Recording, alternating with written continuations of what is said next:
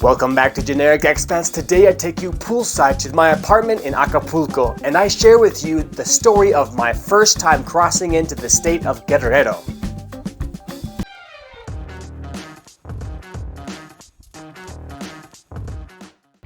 Hey guys, let's do a poolside chat today about my experience, my first experience in Guerrero state. Oh, the water here is quite nice, quite warm. So my first experience in Guerrero state was a little different from what I was expecting. Actually, way different. I drove from Colima capital city to Guerrero, the state of Guerrero in Zihuatanejo, which is kind of the border town next to Michoacan, and it was a super long day. It took me about 9 hours driving, which is super exhausting. 3 hours of super curvy, coastal, mountainous or cliffside, you could say, cliffside roads everywhere. And I mean, it was beautiful and I had a nice drive, but I was exhausted afterwards. And I arrived to Guerrero, and it was the first time I had finally come to this state. And it was my first day, my first couple hours in Guerrero, and I was kind of a little bit curious because everyone, all Mexicans say, "Oh, Guerrero, no, super lawless, super dangerous. Be careful." Adam, don't go there. And I was like, okay, yeah, I'll make sure to be super careful. And I was in Zihuatanejo filming, doing all my stuff for my channel that I wanted to do while I was there. I only had 2 days, one night. So I was filming, and I was super exhausted because the night before I hadn't slept very much.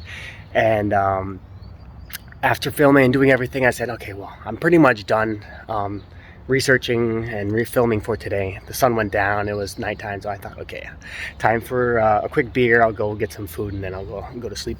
If you're getting value from my dedication to the research, traveling, recording, and editing needed to create the content I produce, please show me your appreciation by hitting that subscribe and like button below the video, as it really makes a difference to me and it motivates me to finish my massive multi-year video series, Motorcycling Alone through Latin America, showing you great undiscovered spots for your future expat lifestyle. It is more than likely that you are a male in your 50s from the United States and you haven't subscribed to my channel yet.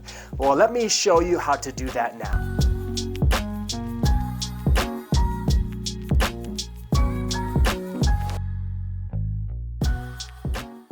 And I went to actually fill up my bike. I filled up my bike with some gas, and when I did that, I realized that there was an OXXO next to the gas station, next to the Pemex, and I thought, okay, well, I'll just pick up a beer and then I'll go continue.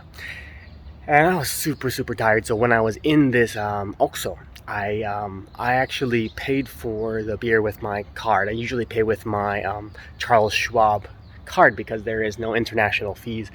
And I use it for almost all of the bigger transactions. This time I thought, okay, one beer. I'll use my card. And I was so exhausted, I totally didn't even take the card with me. And I didn't realize for like another hour or two when I went out to actually put some credit onto my phone. I needed to recharge my monthly phone plan. I went to, again, an OXXO, but a different one. And I went for my card, and I was like, oh my God, where's my card? Oh my God, no way. And I was just so tired. I just did not want to have to deal with that. I go to my wallet, don't find it, and realize I am so unbelievably upset right now. Have you always wanted to check out Latin America, but you felt it was too risky because it was too dangerous and you don't have any contacts there? Are you looking to go to an exotic tropical place, such as climbing a mountain or a volcano? Or are you looking to catch some sun on the beach? Or go on a boat tour? Here at Generic Expats, we offer generic tours to give you that safety, security, and that helpful connection with me to be able to do these tours with no fear. Follow along on genericsworld.net and you can see where I am and book a tour for the following locations as I'm driving south on my motorcycle through Latin America.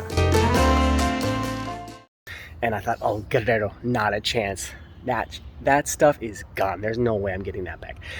And I'm trying to think in my mind, going back to where I used it last. I thought, okay, well, Okay, it was, I used it here in Guerrero. I used it here in Zihuatanejo, but where was it?